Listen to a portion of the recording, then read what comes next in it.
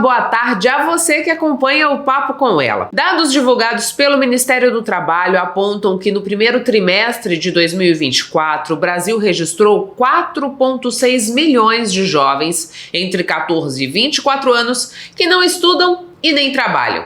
Essa parcela da sociedade ficou conhecida como jovens neném. Para entender essa dinâmica e as implicações que ela traz, é que recebo hoje aqui no Papo com Ela a superintendente da Federação das Indústrias de Mato Grosso, a FIENTE, e também do Instituto Evaldo Lodge, o EIEL, a Fernanda Campos. Fernanda, muito obrigada por aceitar o nosso convite para que a gente pudesse falar um pouquinho mais sobre os impactos que a gente tem no mercado de trabalho com essa parcela da população que ficou conhecida como neném. Nem estuda e nem trabalha. A gente tem dados do Ministério do Trabalho mostrando que eles são quase 5 milhões no Brasil, nesses primeiros 3 meses do ano. E eu queria que você dissesse pra gente qual é o desafio para que a gente consiga reverter esse quadro, para que essas pessoas elas tenham uma ocupação. Obrigado pelo convite, é um prazer estar aqui com você. É realmente o que o IEL trabalha hoje, né, com esse público, e ele é extremamente desafiador no sentido de nós temos que aprender a lidar com eles. O que eu acredito muito é que nós vamos ter que mudar formatos de trabalho, formatos de proposta de trabalho, formatos de estudo também, né? Eles aprendem muito rápidos com podcast como esse, com podcasts em plataformas de streaming, vídeos, e que a educação tradicional não tem. Então, em algumas escolas você já vê alguns formatos diferentes de educação, e isso atrai. Principalmente o que está ligado à tecnologia vai os atrair. Agora, o que tiver um formato muito tradicional, isso vai afastá-los mesmo. E as novas carreiras que vai atraí-los, né? Então, o que a gente espera que eles se formem em carreiras que os pais queiram, não vai. Se a gente for olhar a idade, de 15 a 29 anos, os nenéns são considerados, é uma parcela muito grande da população. Acredito que vai ser um desafio para as organizações e para as instituições de ensino lidar com esse público. Precisa ter uma reformulação, Michele. Quando a gente pensa nessa reformulação, Fernanda, e os dados estão aí para dizer que essa parcela é considerável mesmo, assim muito como você pontuou para a gente, já existe esse despertar tanto de quem oferece as vagas de trabalho, como dessas instituições de ensino para visar justamente esse público que tem uma outra mentalidade, que tem outras prioridades. Imagino que para estar no mercado de trabalho, eles levam em consideração muitos outros fatores além da remuneração, né? Exatamente. Há sim movimentos, assim, existem empresas que já estão se adequando a isso porque precisam dessa força de trabalho, né, como a gente chama. Existem principalmente as startups, elas conseguem atrair pela flexibilidade de horário, flexibilidade do posto de trabalho, não precisa estar no mesmo local. O home office, ele atrai muito esse profissional. Tem profissionais que saem de organizações tradicionalistas para atuar como home office e ganhando às vezes o dobro do que está ganhando numa empresa normal. Então acaba que existe uma camada de empresas que estão se preparando para atrair esses profissionais.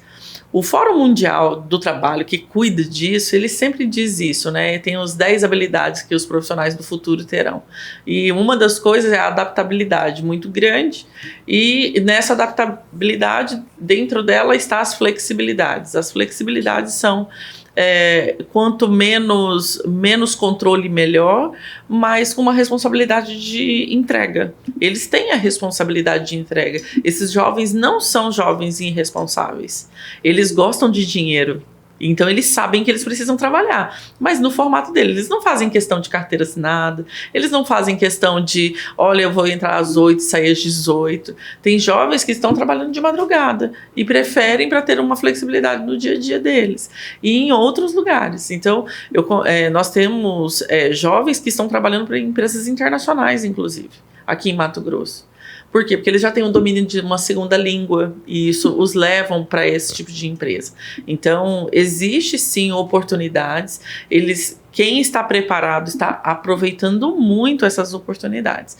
Então, às vezes, as empresas acabam que refutam esses profissionais por conta do formato. Precisa dar uma reinventada aí na gestão de talentos para que você consiga atrair esse público. Ainda existe uma incompreensão desse novo perfil de mão de obra disponível? No meu ponto de vista, sim. Como a gente estava conversando há pouco, na verdade, o que eles querem é o que talvez a nossa geração pediu. Né? Eles querem flexibilidade, eles querem autonomia, eles querem liberdade para opinar, eles querem ser ouvidos, eles querem um espaço de voz para suas ideias, colocar as ideias em práticas e espaço para errar. Então, normalmente quando você tem organizações que não compreendem esses aspectos ou que não estão prontos, porque todos esses pontos eles estão ligados à inovação. Então, a gente sempre fala assim, antes da criação do iPhone, quantos iPhones deram errado? Para realmente ter um equipamento que hoje é um desejo mundial das pessoas. Então, é realmente esse espaço para errar que eles pedem. Mas eles erram muito rápido. Então, assim, na nossa organização, nós temos muitos jovens que estão considerados nessa faixa etária do nem estudem, nem trabalham, mas eles querem estar trabalhando também. Então, eles já entenderam o mercado e vão se adequando. Mas, com muito controle, você vai perdê-los. E, Fernanda, você considera que essa mudança de perfil ela foi acentuada pelo período pandêmico ou essa já era uma tendência que se apresentava e que só tomou mais força nesse momento? A pandemia teve influência ou não? Teve influência para a velocidade, mas ela já era algo que já tem sido estudado há uns 15 anos. Né? E que quando essas lideranças, essas pessoas, elas não querem ser lideranças, tomar conta de outras pessoas.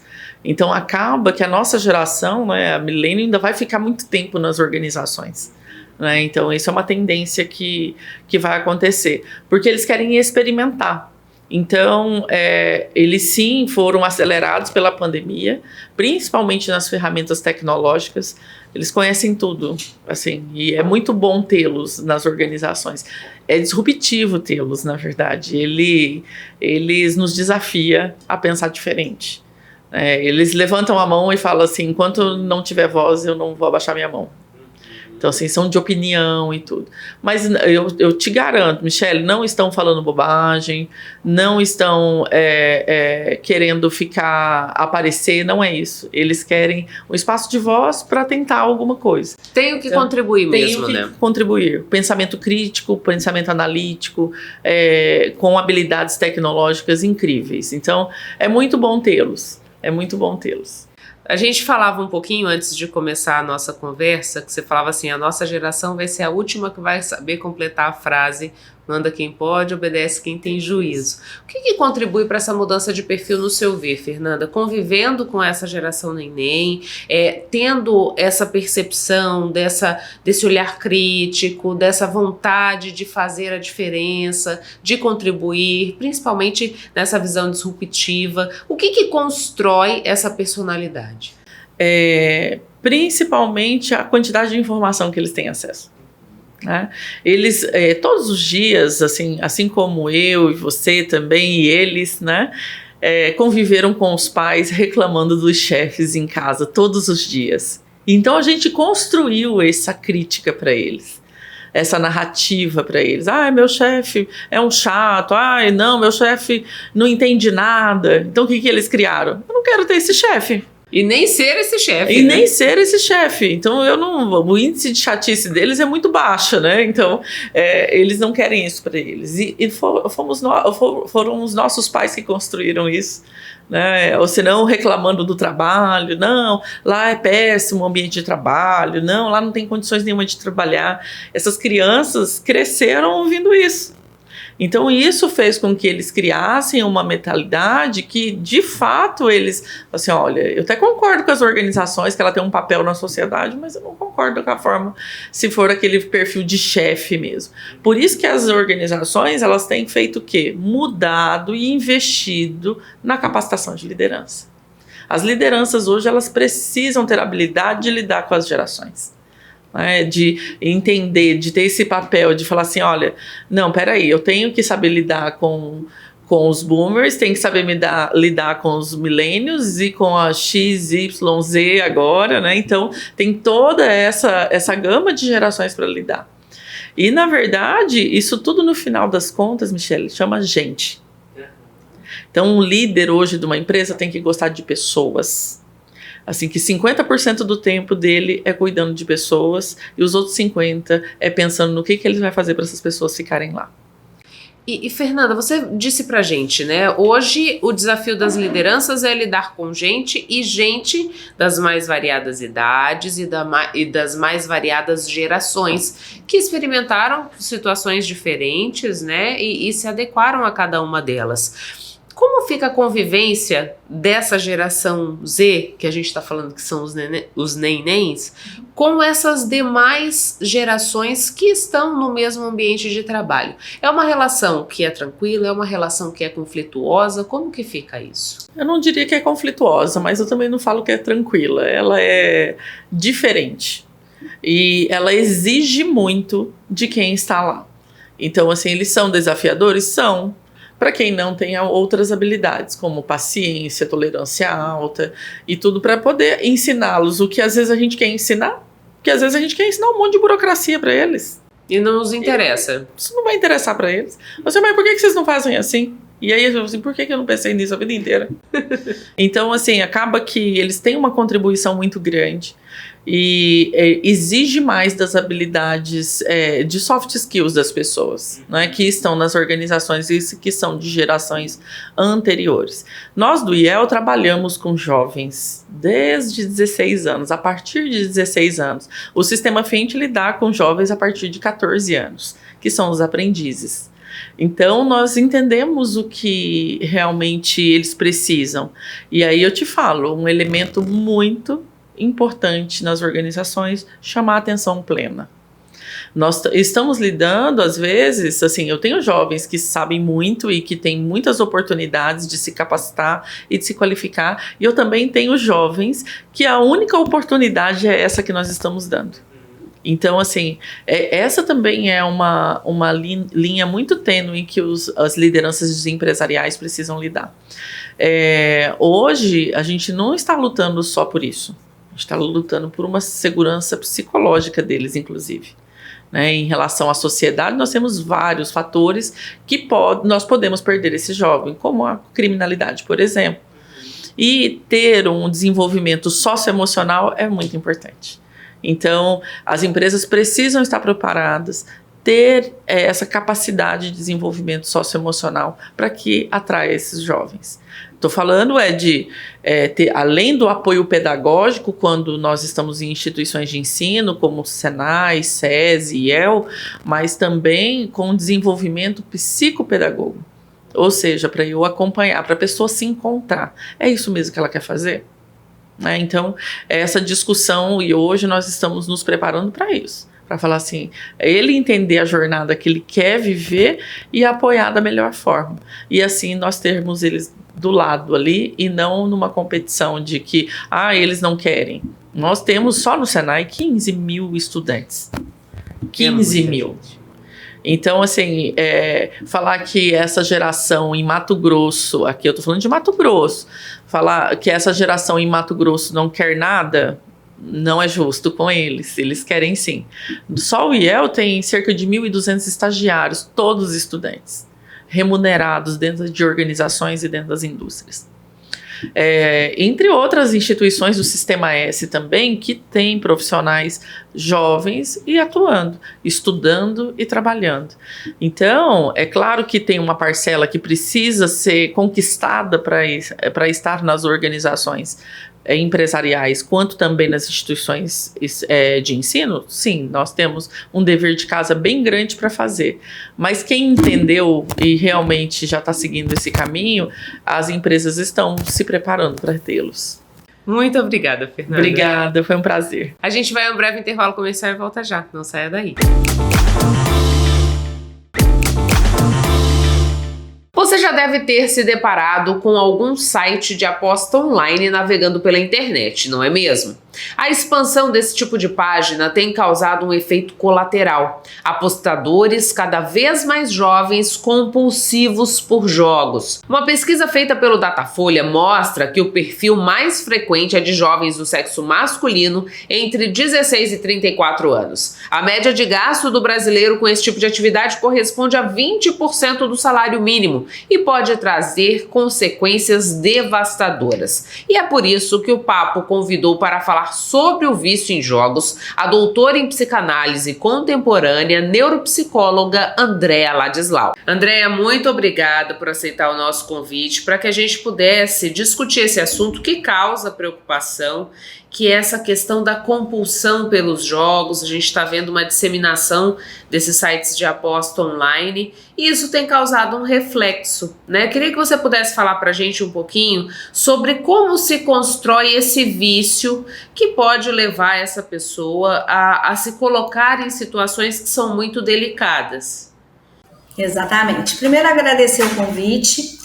E como você colocou, são situações delicadas mesmo, porque o vício ele se constrói a partir de uma substituição.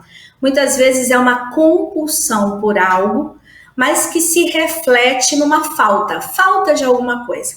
Como Freud, o grande pai da psicanálise, já colocou muitas vezes em seus estudos, em suas pesquisas, todo excesso reflete uma falta.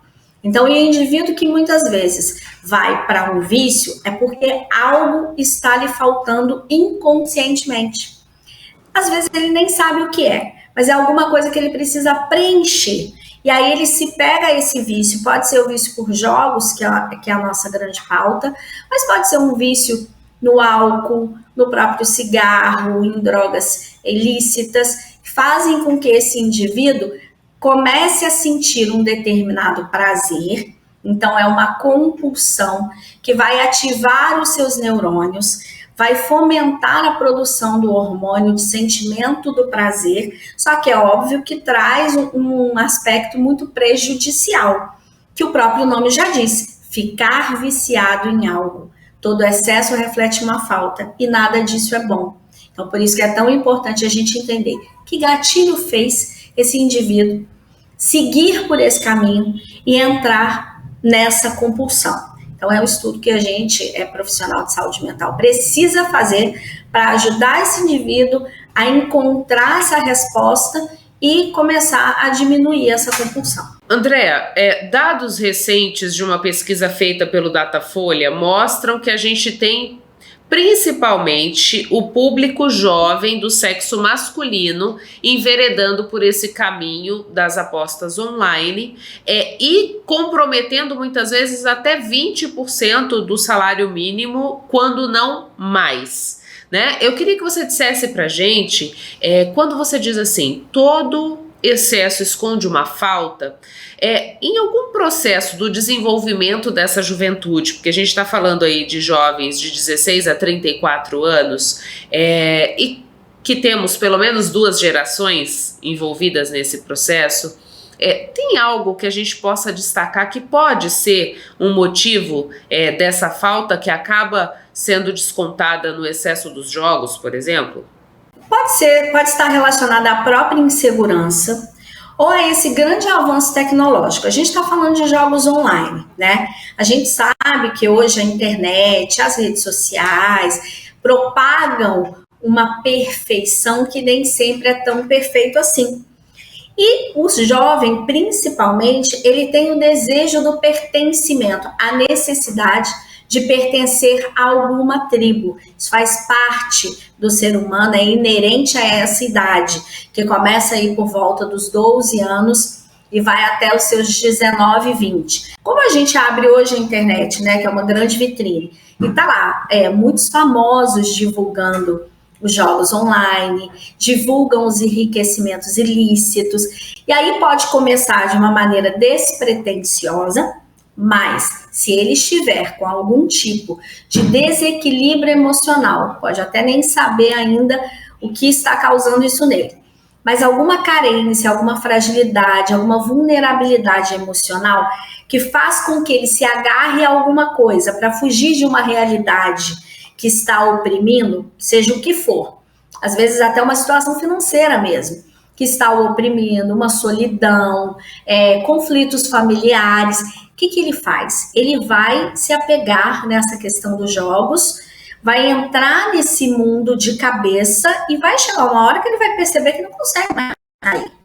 Exatamente pelo processo de compulsão, porque é como consumir uma droga. Ele começa e depois ele não vai ter condições de sair, porque começa a sentir muito prazer pelo lado competitivo da coisa. Ele quer competir, quer ganhar cada vez mais, ele começa a se sentir, principalmente quando ganha 1, 2 vezes, começa a se sentir, poxa, tô indo bem, produtivo, ele eleva a autoestima desse indivíduo, mas a gente sabe que isso é uma grande ilusão. Começa a ganhar, mas também começa a perder, e aí muitas vezes ele já não consegue mais voltar e dar um passo atrás. Eu vi alguns relatos de jovens que, sob anonimato, contaram da sua situação.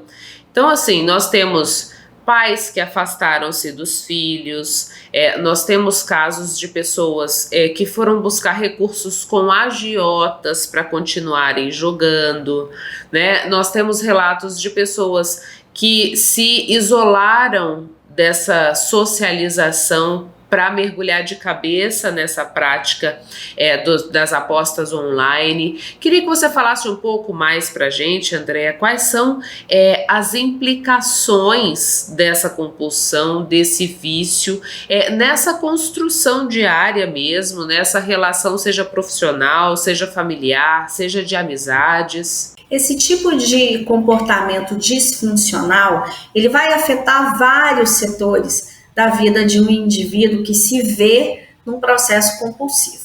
Por exemplo, eu tenho no consultório algumas situações de pessoas que se endividaram a tal forma que conseguiram até perder o emprego.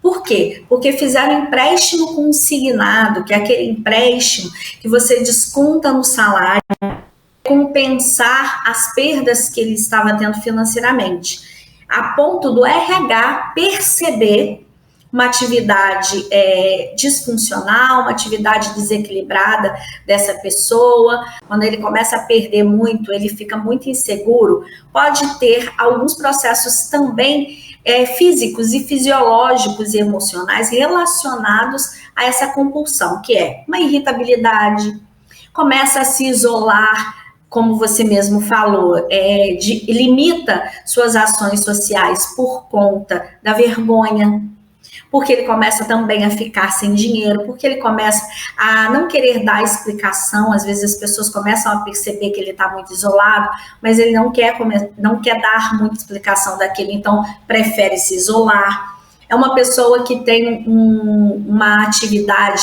na família, inclusive, muito isolada e muito agressiva. Começa também um outro ponto muito importante, que é muito comum, até para a gente identificar quando o indivíduo pode estar já no nível de compulsão, troca as atividades básicas da vida pelo jogo. Então, deixa de tomar banho, deixa de sair com os amigos. A alimentação, ela começa a ser uma alimentação mais fraca, não tão regular, porque ele deixa até de comer para estar ali. E aí, muitos acabam pegando, como eu falei, muitos empréstimos. O RH de uma empresa, de uma das pessoas que me procurou no consultório, percebeu que até o comportamento no dia a dia não estava ok, chamou esse indivíduo para conversar e aí ele colocou qual era a grande questão. Estava devendo, além de estar devendo a agiota, estava devendo muito para a própria folha de pagamento. Já não estava suprindo suas próprias necessidades. E aí, como que a pessoa consegue ter uma produtividade boa no dia a dia, com tantas preocupações na cabeça relacionadas a isso? Não consegue, né?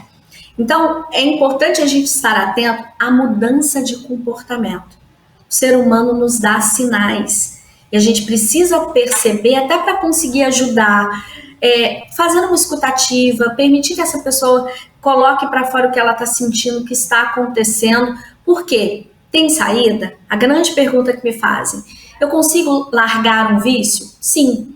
Você precisa primeiro querer, buscar ajuda e entender que se você foi para aquele processo do vício, da compulsão, é porque algo está desequilibrado no seu emocional, no seu psique, precisa ser reajustado, precisa ser equilibrado novamente. Então a gente tem que ter esse olhar e esse cuidado o tempo todo com as pessoas que estão à nossa volta, até para oferecer uma ajuda.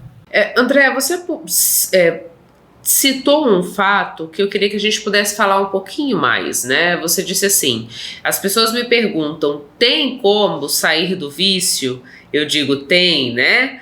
Mas e quando é esse vício que a gente está abordando especificamente, que é o jogo online, que ele está na palma da mão no celular, né? Que o acesso é muito fácil, que por vezes a gente já depende de depende do celular para dar conta de várias questões da nossa vida, né? Como é que eu consigo superar essa facilidade de acesso nesse processo de combater essa compulsão e esse vício? Primeiro é eliminar todos os acessos de jogos do celular. Ficar sem o celular hoje em dia é praticamente impossível, né?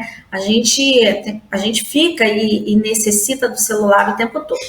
Mas a grande questão é eliminar os jogos, os aplicativos. Normalmente eles são aplicativos no próprio telefone ou sites que a pessoa entra, eliminar esse caminho.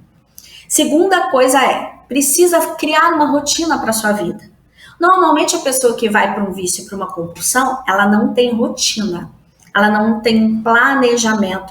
E mais do que isso, Michele, ela não tem foco e objetivo na vida.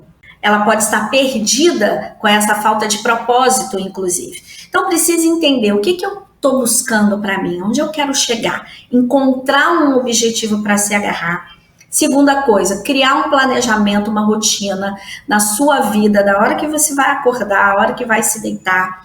Ter o seu momento de lazer, sim, mas o lazer não precisa necessariamente ser uma rede social, ser um celular. Você pode ler um livro, introduzir esses hábitos saudáveis na sua vida como uma atividade física. Atividade física ajuda na produção dos hormônios do bem.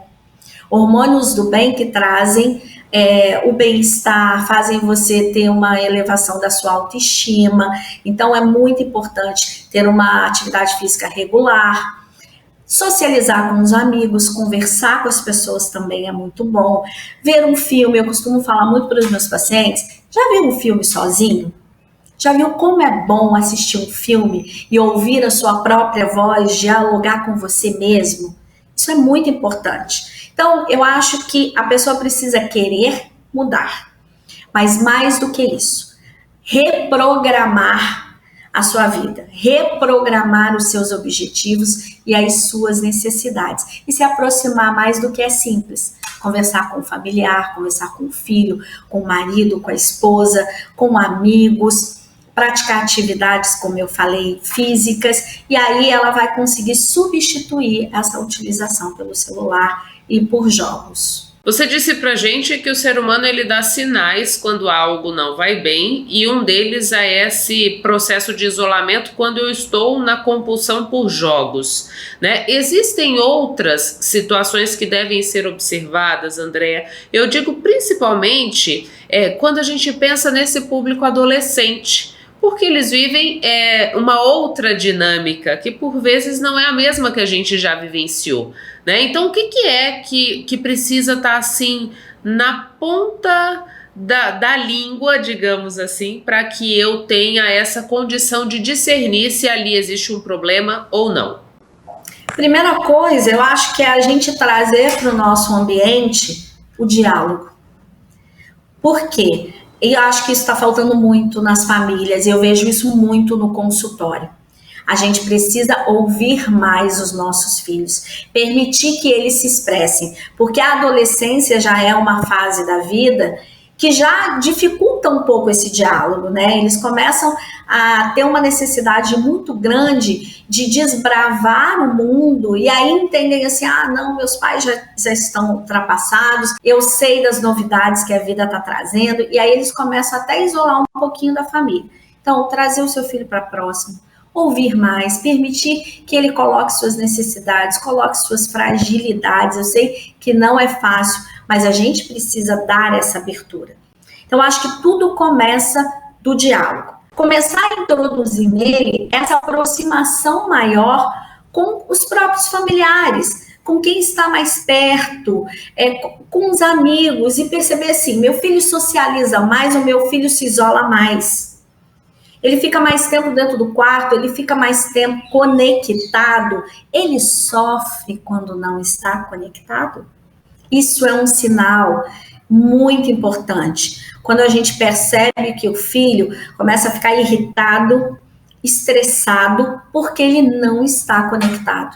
Então, isso é um ponto de partida para os pais, para os responsáveis, para entender, peraí, já está começando a ter alguma coisa errada, deixa eu introduzir um pouco mais de proximidade, chamar para perto, chamar para sair, vamos fazer alguma coisa juntos. Então, eu acho que esses são os principais sinais, as principais atitudes que a gente pode vir a ter para ajudar esse adolescente, para que ele tenha um dia mais saudável e mais leve.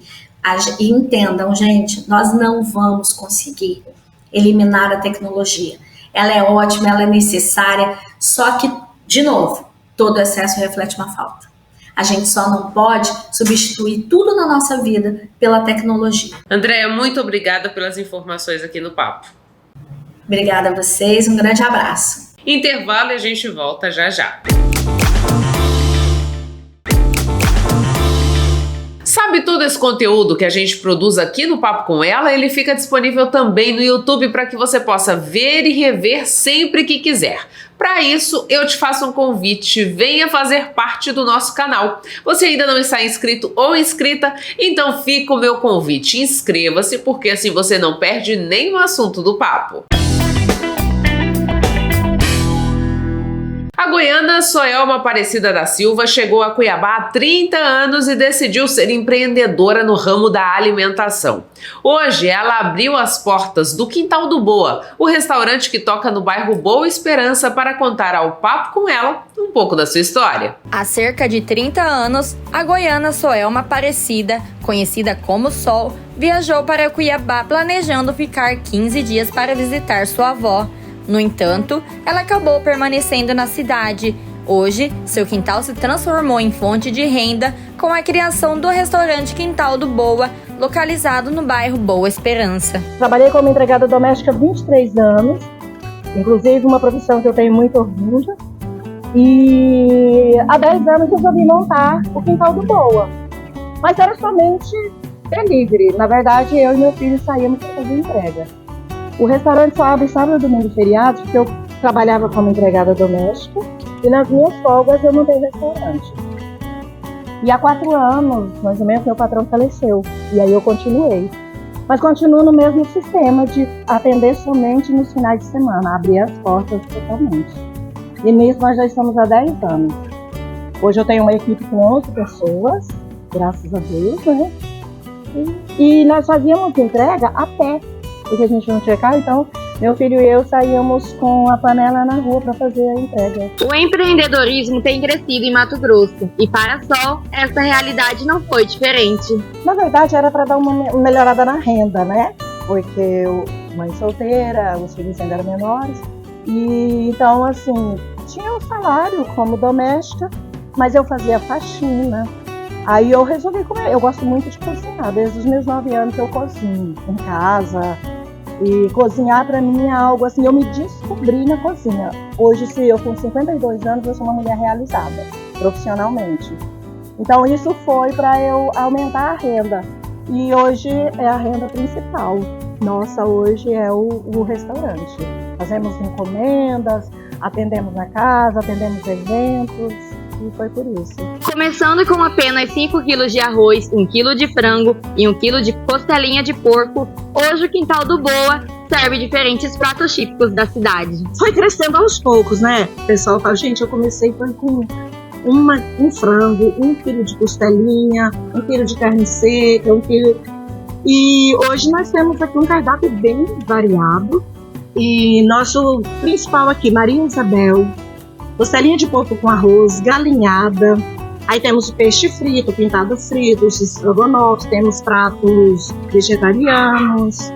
Aí eu tenho aqui, eu criei assim um prato estrogonofe de pintado, que faz muito sucesso na casa também. É uma proposta bem bacana. Mas os pratos principais são esses que eu disse, a Maria Isabel, galinhada e a costelinha de porco com Até o dia 30 de agosto, Cuiabá cedia uma mostra que, além de apresentar obras de renomados artistas plásticos da capital, também conta a história da geração anos 80 e do Ateliê Livre, considerado a mola propulsora para os trabalhos locais. A Galeria Arto abriu uma exposição que homenageia 14 artistas locais e destaca a importância histórica do Ateliê Livre. O local exibe as obras desses talentosos artistas e celebra a cultura mato-grossense. A Galeria Arto teve a iniciativa de promover essa exposição numa homenagem aos grandes pintores e que inicialmente eram artistas em potencial, mas que principalmente participando de um projeto do governo do estado, naquela época, isso em 1976 até 82, um projeto que chamava-se Ateliê Livre. E esse projeto teve a liderança de Aline Figueiredo e com a grande mestra Dalva de Barros, aproveitando o potencial daquelas pessoas que pretendiam se transformar-se em artistas. Isso foi um projeto muito exitoso e que gerou um número enorme, uma geração de pintores mato-grossenses que tiveram os seus nomes já firmados na artes plásticas, não só a nível estadual, mas principalmente nacional e internacional. Os artistas passaram a levar o nome de Mato Grosso para o Brasil e para o mundo, e alguns deles se engajaram no movimento Geração 80. Os 14 artistas, alguns vivos, outros não estão mais nesse plano nosso aqui da Terra, mas que sem dúvida alguma estão presentes também através das suas obras de arte, não morrem, ficam para a eternidade e são obras muito bonitas. Então, um histórico é esse, nós queremos não só mostrar para a sociedade essa grande revolução cultural que aconteceu nos anos 80 e também mostrar um exemplo extremamente exitoso a nível de governo naquela época que não só prestigiou, mas deu total liberdade para a Aline, para Dalva de Barros a trabalharem e construírem esse grande projeto. O Ateliê Livre também destaca a liberdade criativa que os artistas tinham naquela época. O Ateliê Livre teve como um momento muito importante, isso foi uma característica do Ateliê Livre, respeitar o próprio título do ateliê. Foi uma liberdade total. Então, Dalva, com a sabedoria que ela sempre teve, ela respeitou o estilo de cada um. Então, um pintava mais natureza, outro pintava mais a arquitetura da cidade, outros pintavam os costumes da cidade, as danças, e tinha uma característica que eu percebo em todos eles, são as cores. Normalmente são cores muito vivas, cores muito calorosas, da mesma forma que o nosso ambiente, o clima nosso exige calor, e calor normalmente chama na arte, as cores, os traços todos, são todos eles com características de cores bastante vermelho, azul, laranja, enfim, são cores vivas e que fazem muito bem aos olhos e retratam muito bem esse ambiente cuiabano, mato-grossense. O cabelo desempenha um papel fundamental na autoestima e no senso de pertencimento de uma mulher. Pensando nisso, a visagista Carol Bispo preparou o método Cabelo do Dia Seguinte, um conceito que promove a autonomia no cuidado do cabelo natural para ajudar pessoas que desejam valorizar e conhecer o poder dos cachos de forma descomplicada. O cabelo simboliza a beleza e reflete a personalidade e características de cada mulher. Além disso, o cabelo muitas vezes carrega traços culturais e históricos, conectando mulheres às suas raízes. Para promover a autonomia no cuidado do cabelo natural, a visagista Carol Bispo criou o Método Cabelo do Dia Seguinte. MCDS, Método Cabelo do Dia Seguinte, nasceu através de um sonho, o meu sonho, que parecia impossível. Afinal, nós somos educados de que forma? Dentro do padrão de beleza, um padrão imposto pela sociedade. Que o cabelo natural é difícil de cuidar e eu não queria mais essa proposta. Eu queria ser independente com a minha imagem. Foi através de toda essa dificuldade que eu tive no cuidado com o meu cabelo natural e o sonho de ter o cabelo natural novamente, eu encontrei a fórmula, que é o Método Cabelo do Dia Seguinte, que tem o conceito de autonomia. O método busca proporcionar uma jornada personalizada, onde cada pessoa aprende a encontrar o que funciona melhor para o seu próprio cabelo. Quem comanda o cabelo natural, 70% é o corte. E quando eu falo isso para muitas pessoas, elas falam, nossa, será, Carol? É na prática, se vivencia. E outros 20% é o método, que é a forma como administra esse cabelo, que é onde que você manipula da forma que você quer, com volume ou sem volume, e também manda embora aquele grande vilão, que é o frizz, que é o grande desafiador de muitas mulheres.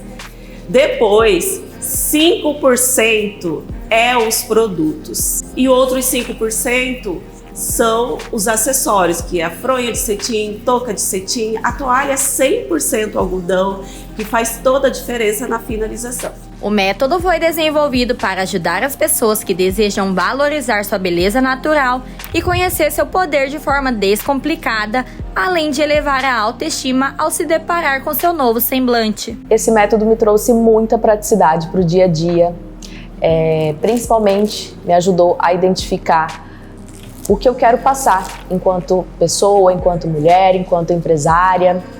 E além da praticidade, né, me trouxe muita segurança no sentido de ter o corte adequado à minha imagem, à minha profissão, ao meu estilo de vida, que agora eu sou recém-mãe, né? Então precisa ter essa praticidade junto com a beleza também, o que a gente quer passar. Como uma mulher contemporânea que está correndo sempre, eu precisava de uma praticidade e ela me mostrou que é possível sim ter essa praticidade com um cabelo cacheado, que até então não era cacheado, era um cabelo totalmente liso, corte reto. E eu sentia essa falta, né? Trazer a Carol 100% na sua presença. E conhecer a Carol foi maravilhoso porque não só atendeu a minha necessidade, resolveu o meu problema, como ela me ensinou a cuidar desse cabelo. E com o cabelo não veio só a Carol, mas também outras oportunidades. Eu consegui trazer o público que realmente eu queria para esse momento, fora as outras oportunidades de palestra, né, de você ter mais essa notoriedade. E isso provou exatamente que não só resolveu o meu problema da praticidade, mas trouxe toda a comunicação que eu precisava para esse momento. Então o método Cabelo do Dia Seguinte é para desconstruir toda essa fala que foi imposta em relação ao cabelo natural.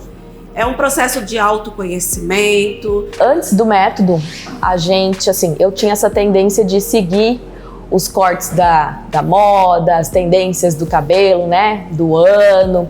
E muitas vezes essas tendências não valorizam quem a gente realmente é e o que a gente realmente quer passar. Então o método Cabelo do Dia Seguinte é para facilitar esse encontro com o espelho, facilitar para que os pais também consigam lidar com o cabelo dos seus filhos, para que tenha essa identidade única. Chegamos ao fim de mais uma edição do Papo com Ela. Eu agradeço a você que ficou comigo até este momento. É sempre uma honra poder contar com a sua companhia. Mas antes de ir embora, eu vou te fazer um pedido. Siga o Papo com Ela no Instagram, no Facebook, se inscreva no nosso canal no YouTube. Tenha um excelente fim de semana. Sexta que vem a gente está de volta com muita informação para você e eu espero te reencontrar. Um beijo e até lá!